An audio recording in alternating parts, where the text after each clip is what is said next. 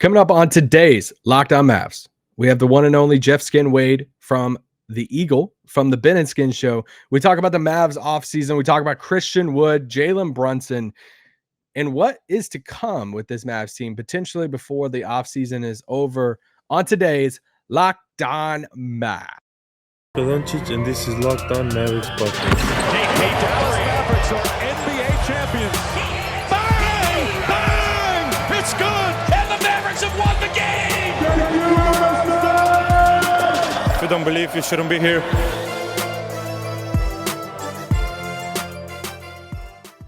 Welcome to Locked On Mavs. This is one of your co-hosts, half of Locked On Mavs, contributor to Mavs.com, Isaac Harris. And guys, I'm missing Nick. I know you guys are missing Nick because I see the comments and I see the DMs. Nick is just traveling the world right now, just enjoying life. He's over in Europe. I swear every picture that he posts is just him and his wife at some coffee shop, just gallivanting around Europe. So I'm jealous. I'm excited for him. If there's somebody in this business that deserves a break and deserves to not be looking at a screen for ever, it is Nick, because he looks at a screen all the time and does awesome work with this network and obviously with this pod. I miss him a lot. Today's episode is brought to you by BetOnline. BetOnline has you covered this season with more props, odds, and lines than ever before. BetOnline, where the game starts. I do want to say thank you so much for everybody who has reached out over the weekend and throughout last week for the lineup of guests that we had. You guys know this is not my full-time job. This is a part-time job for me. And obviously I have two little ones at home. So lining up a week of a guest like that last week was one of the longest weeks of my entire life. But I hope it was well worth it, because for me it was. I enjoyed talking with each of those guys. If you haven't went and watched last week, Bobby Karalla, Bob Stern from The Athletic, Tim Cato from The Athletic, also Bob's from The Ticket, Jason Gallagher with the Old Man to Three, Luka. And then on Friday was Greg St. Jean, Mavs assistant coach. It's one of my favorite, low-key, one of my favorite episodes that I've got the chance to do, because he's just so smart. He's so easy to talk to, and I love getting a perspective like his on just the Mavs and the team and the roster and everything. So anyway, go listen to that. Shout out to all the girlfriends and wives who are missing Nick right now, because Nick posted a screenshot on Twitter about the girlfriends that are missing Nick on the pod. And I laughed so hard because, I mean, clearly Nick is the more attractive half of Locked On Mavs, but the girlfriends that are telling their boyfriends, the wives, that are like, hey, I missed Nick, and his hair, man, his hair just does it all. So anyway, love Nick, miss Nick. And yeah, hopefully he's back on the pod. I think by the end of the week sometime. I don't know the exact day. Just stay subscribed. So if you're just waiting and you're like the guy who wrote me and like, hey, this pod's a train wreck without Nick, I'm like, hey, thanks. Thanks, guy. But I've gotten a lot of good feedback too. But anyway, if you're the train wreck guy, then just check back in later on the week, and Nick should be back. But I have a couple more guests this week lined up, especially this first half. Jeff Skin Wade today, a returning guest that a lot of you guys have loved in the past, and he's great. We've already recorded it. I really enjoyed the episode. Mike Shed, the Shedder, longtime Mavs assistant coach. And so he's back for tomorrow's pod.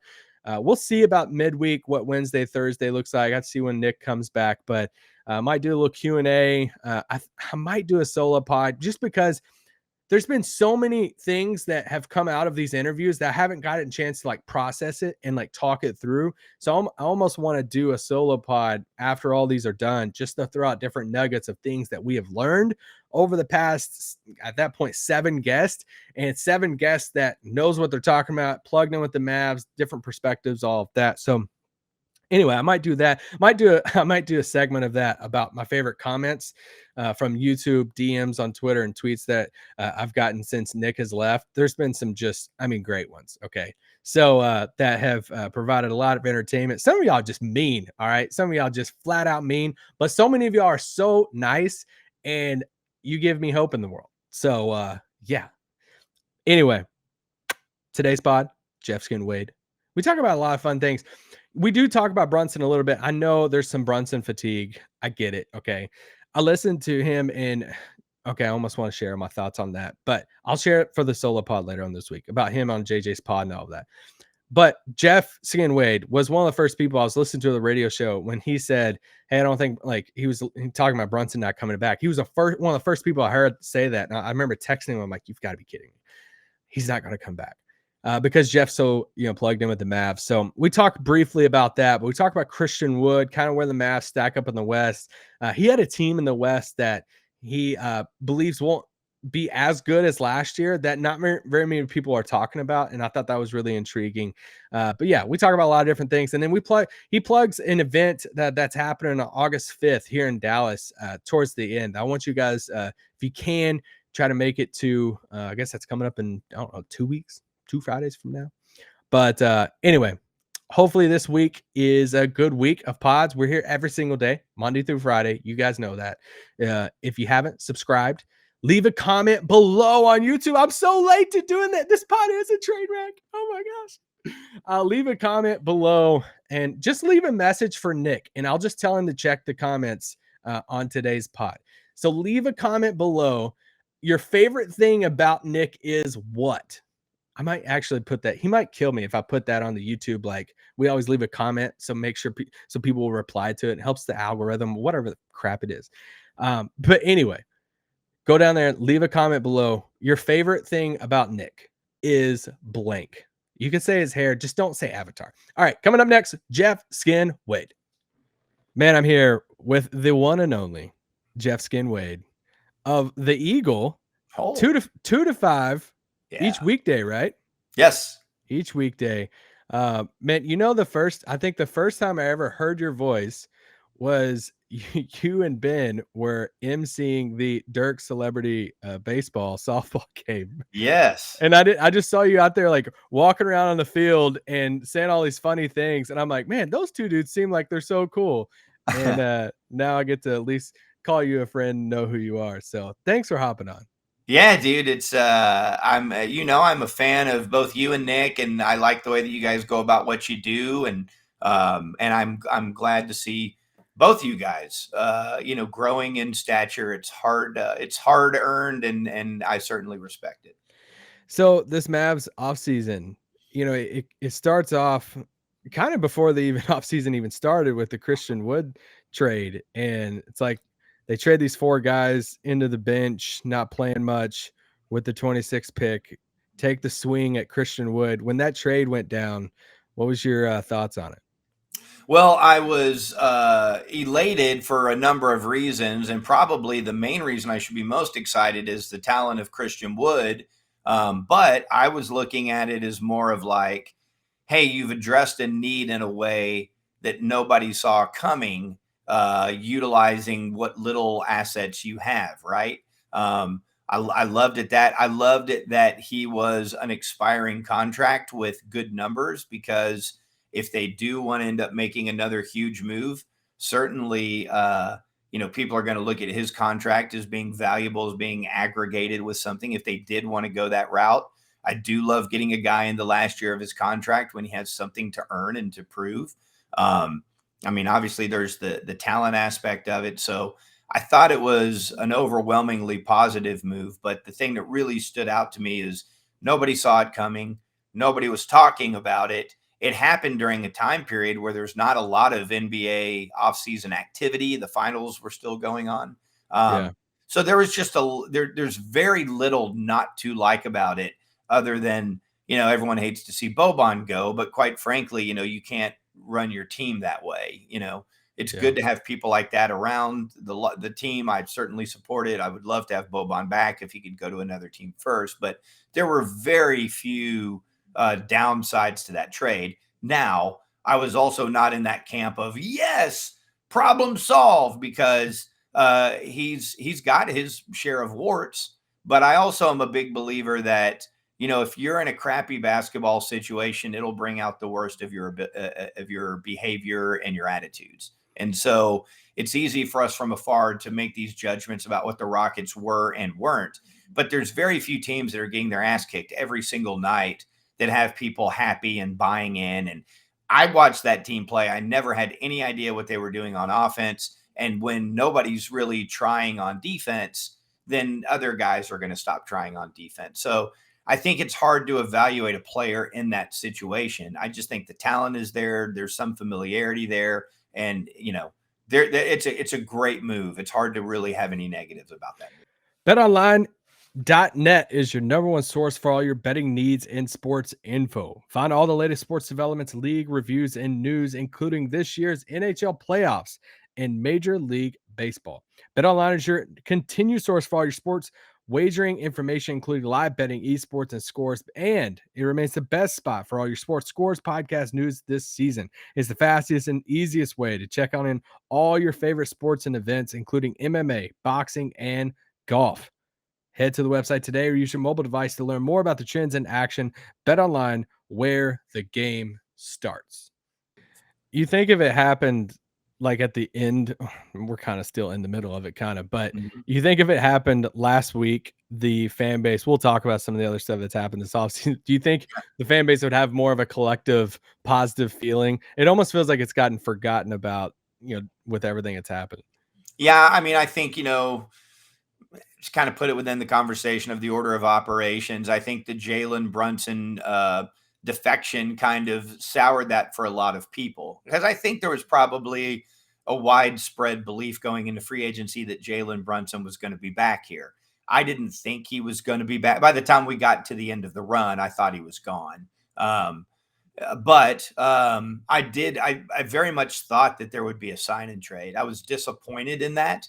And we can get into the Jalen Brunson conversation in a minute, but I think, there's so much talk about salary cap and what you are and aren't allowed to do. And I think, even, the casual fan at least understands the way those mechanisms exist, and they can go read articles and go, well, we lost him for nothing and we can't replace him.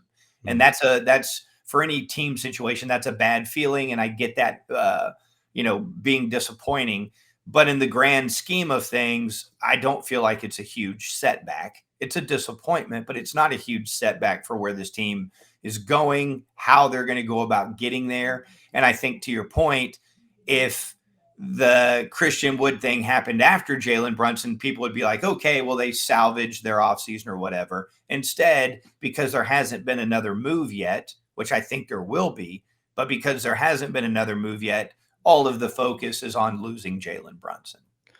We'll just go on with the Brunson stuff right now. I was listening to, I was holding out hope, about Brunson coming back into the offseason. And I was listening to your show, and you were one of the first people. You're like, yeah, I don't think he's coming back. It's like you had heard it, or you'd based off some of the conversations you were having. And I think I even texted you about, I'm like, oh my gosh, like, when was the first time that you kind of got that feeling based off your conversations, whoever, that you didn't think he's going to be back? Quite frankly, I thought going into the playoffs that he was gone. And I just thought that I hate having this. This is almost like salary arbitration in baseball, where you start pointing out the negatives of a player that you want. And it's like, this isn't good for anybody. What a terrible process this is. But, Jalen Brunson is a really, really good basketball player. And I'm a huge fan of his. And I'm probably very guilty of this. I'm one of these, media members that if I really like the person personally, I probably overvalue him from a sports standpoint. Mavs State Media. You are Mavs. We are Mavs State Media. Right. So, but I've always said this, like, I'm not a real media member. I'm a very passionate fan that caught some breaks. Me and Ben both. I think we both look at ourselves that way. I mean, I didn't study journalism. I wanted to be a journalist when I left high school, but I didn't get a degree in journalism, et cetera, et cetera. So, but, we know what Luka's amazing at. And we also know what some of his limitations are. There's no offensive limitations, but we know defensively, he's never going to be a great defender. He can be a smart team defender when he's engaged and dialed in on those kinds of things. I think he's proven that. I mean, I think Dirk got a bad rap defensively because everyone thinks about him later in years where he couldn't move his feet. But truth be told, Dirk was a very smart team defensive player and made up for whatever his lack of lateral movement was. And I think Luka can do those same things. Anticipation and basketball savvy can be a great asset for a defensive player. And he has that obviously in otherworldly ways. But then you start going, okay, how many other defensive liabilities can we have if Luka is going to be on the floor at important times? That's I firmly believe that's the number one reason they traded Porzingis was that they felt like unless he's a 5, he's a defensive liability. And when he's a 5 on this team, that's not great for Luka offensively, and it's not great for Porzingis offensively. So that's really what I think went into a lot of that decision-making was Porzingis is a bad fit defensively next to Luka unless he's a 5, and he's probably a bad fit offensively as a 5. So now we're talking about fit. We're not even talking about talent. Yeah. We're building this team around Luka. So let's take that same conversation and apply it to Jalen Brunson. Jalen Brunson is a point guard. Jalen Brunson is not an off-the-ball player, and Jalen Brunson is 6 feet tall, okay, in a league full of, if you're a 6-foot dude, you better be shooting threes. He takes 3 3-pointers a game. That's what he took. And so, and please understand, I'm not knocking Jalen Brunson. I really like the player. Yeah. Jalen Brunson needs to be a point guard running a team. That's not what he's going to be here ever. So then it's like, okay, what is a really good fit next to Luka? Well, it's be a 6'5" to 6'8" guy that defends, can do some secondary creating, can knock down open shots. Okay, well, Jalen Brunson is really good, but he's not those things. So how much is it worth my team to pay him? And I felt very confidently that the Mavericks did not think that in their system, with the players that they need around Luka, that he was a $26 or $27 million player.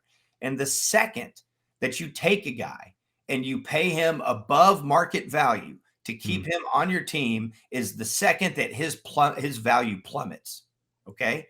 So they tried to trade Jalen Brunson before the trade deadline.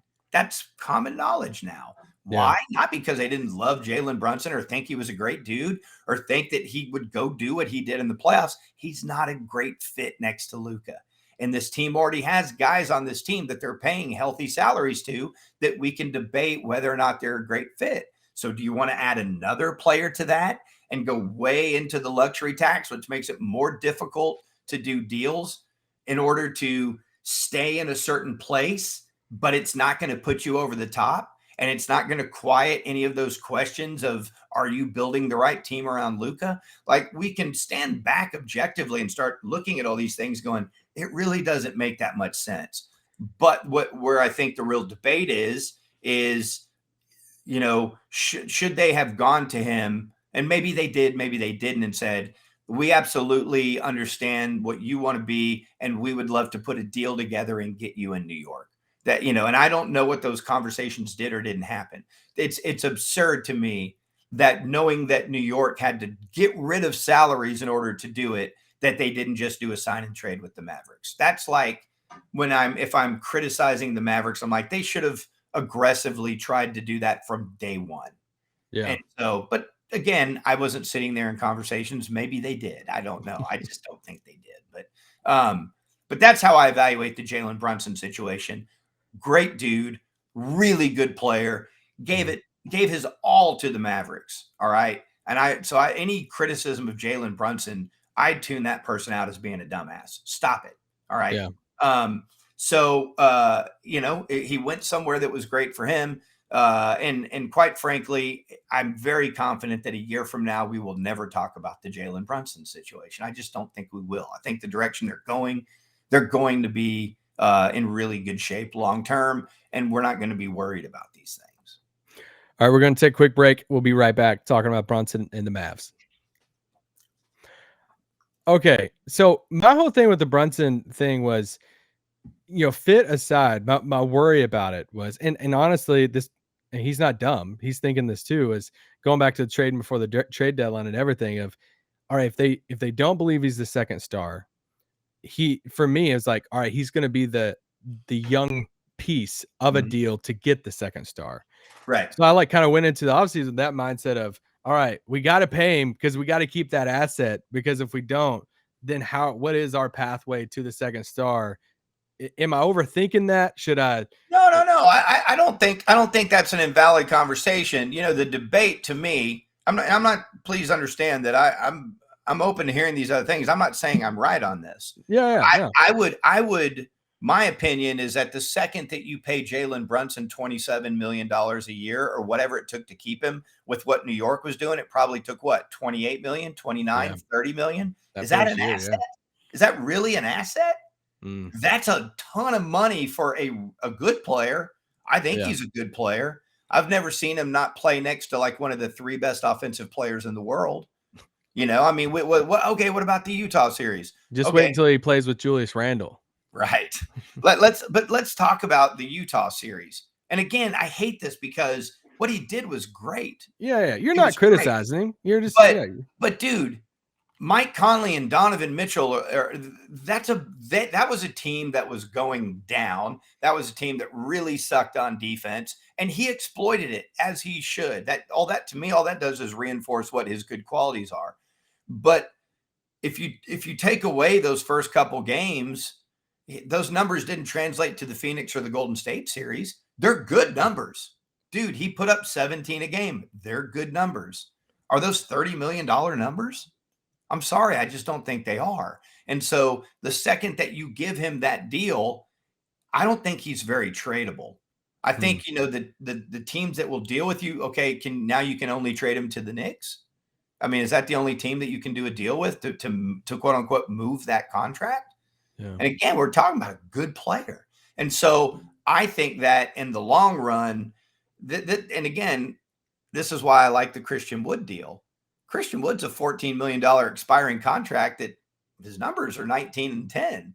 That is a lot of value and aggregated with other stuff. And I don't know what the path is, but I think if you look at what the Mavericks were trying to do at the trade deadline and keeping Jalen Brunson nearby because he was incredibly valuable at $2 million a year, right? Yeah. I think that's an indication that they had some pretty lively conversations and got close on a few things.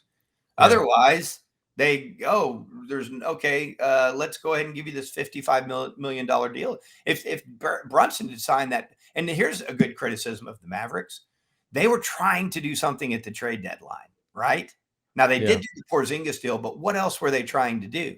Because to your point, if they gave Brunson the $55 million deal, he's an asset. Now, they wouldn't be able to trade him for a year because when you do the extension, but that would be thinking for a year down the road. They had activity then. They had activity that was hot, that determined hang on to Jalen Brunson at $2 million instead of sign him for 55 and sit on him for a year. And so for Maverick fans that are worried that we're not going to do anything, that's an indication to me that they were aggressively trying to do the things to get the people around Luka that's going to make this fan base really happy. So what's that next step for him now? Like you kind of alluded to it a little bit ago. You don't think they're done, as far as another creator, ball handler, how shocked would you be if this is the exact roster starting next season? I wouldn't say shocked. I would be surprised. I see opportunities with, would you trade Kevin Durant if you were Brooklyn right now? No. I wouldn't either. Like, what do you know? I mean, he's a really good player with 4 years left on his deal. 3 years left on his deal.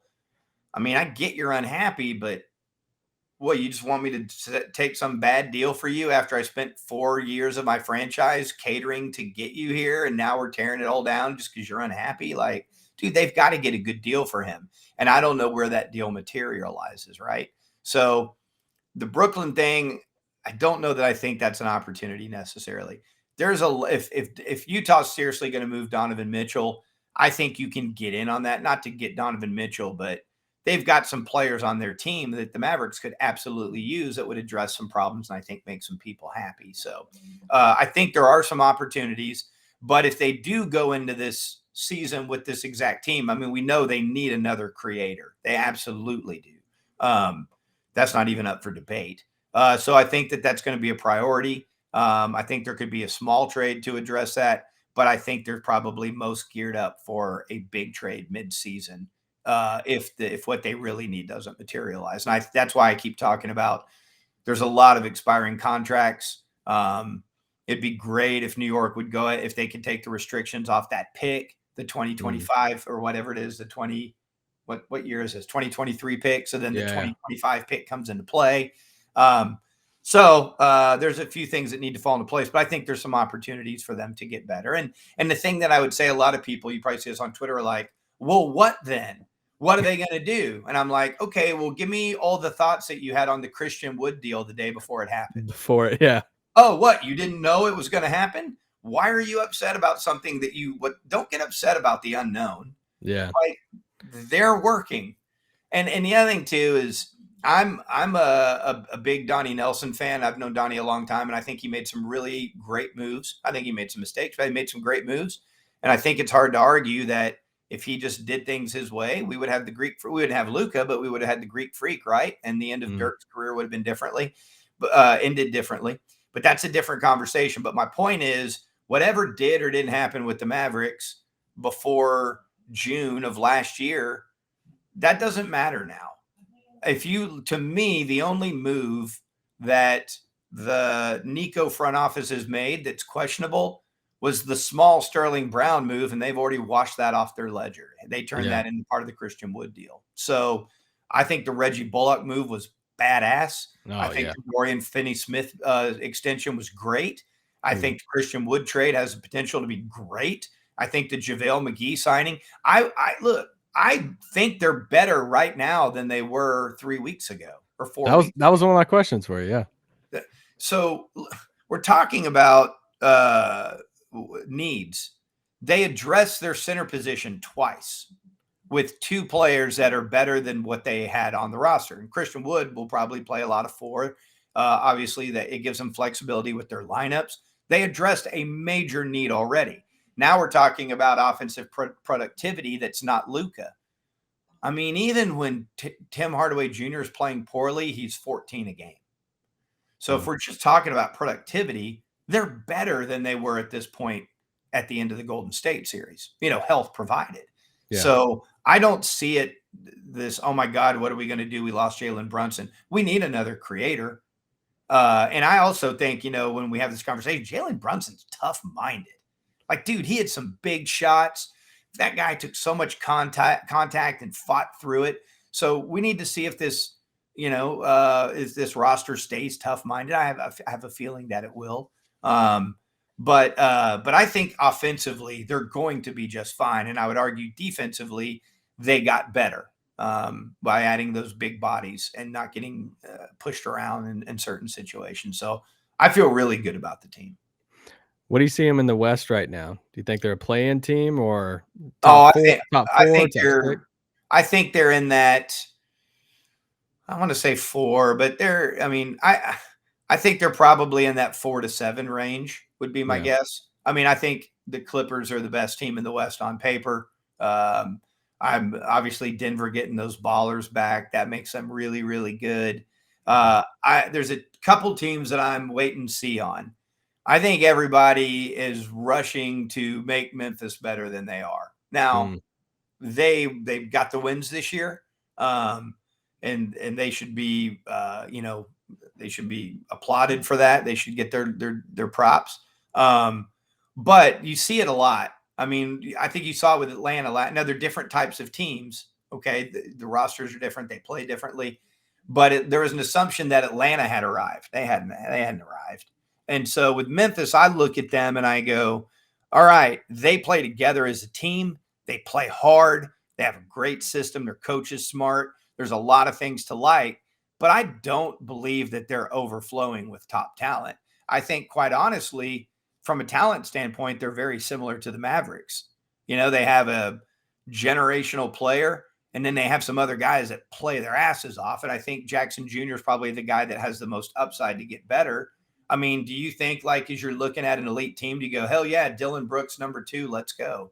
I think he's a good player. I'd love to have him. But I think Memphis is probably overvalued. That's my opinion. And I'm real interested to see what happens in Phoenix. I think there's a lot of mold behind the walls, So we'll see. We'll see. All right. How's Roller Town going? Man, I wish I was there right now. I'm enjoying this, but you're wearing the Roller Town hat and you're making me think I'd like to go grab a beer. It's I was a little worried because I don't know, do businesses stay open when it's 108 degrees? But we have been hanging in there really good. We got some cool things coming up. You know what? A lot of I'd like to. Do you mind if I promote something right quick? Oh, please do. I know a lot of hip hop fans or basketball fans and watch y'all's podcasts. We're having a big event August the 5th. It's a Friday. We're going to do the Ben and Skin show from the brewery. We're going to do our radio show from there. And then afterwards, we're having a legit B-boy battle.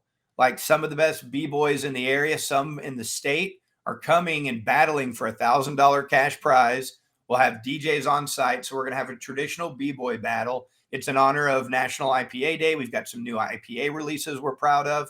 And we're going to have a sneaker pop-up courtesy of DFW Vintage Swap Meets. So if you're a sneakerhead, if you're a B-boy, if you love hip-hop and beer, you're going to want to be at our brewery August the 5th. It's a Friday. That's going to be a really, really fun event. All right. If there's any Locked On Mavs listeners, I'm going to be there. All right. Let's going to this thing. I just made a note of it. So yeah, let's meet up. Let's talk some Mavs. Let's have a beer. Let's I've literally, the last time I was there, I played cornhole out front there. So and I got to meet your kids. That was awesome. Yeah. It was a lot of fun. I met your wife before at a Mav game, but I got to actually meet your kids. That was cool. Yeah, and I love Salina. It's a blast. I'm like, if I ever move out of DFW limits there, I'd love to move up there. So it's cool. Ben's the mayor of Salina in his mind. So if you need a concierge, he's your guy. Real quick, what happened to Luka's leg? So just so we know, I realize I probably should have been better with that tweet. We're talking about my dog Luka and Lady Luka dog chick. She was born with this patella problem where her back right knee just pops out of socket. And so they were like, it's not common, but it's not uncommon she's a golden doodle. So they're like, let's see how she grows. She just turned 1 and it was still happening. So we had to have surgery. So she's wearing the little doggy cast and she can't run or jump for 12 weeks. So it's a problem, but we will deal with it accordingly. So thank you. All right. Well, I appreciate it. Thanks for hopping on. You've always been awesome to Nick and I, and just any advice and all that, and super appreciate it. And obviously talked about at the beginning on the Eagle, 2 to 5 weekdays. You are the best. You've been the best. You're still the best. So thanks for everything. You're too kind, Isaac. Anytime, man. Really enjoyed it, brother. All right. See you soon.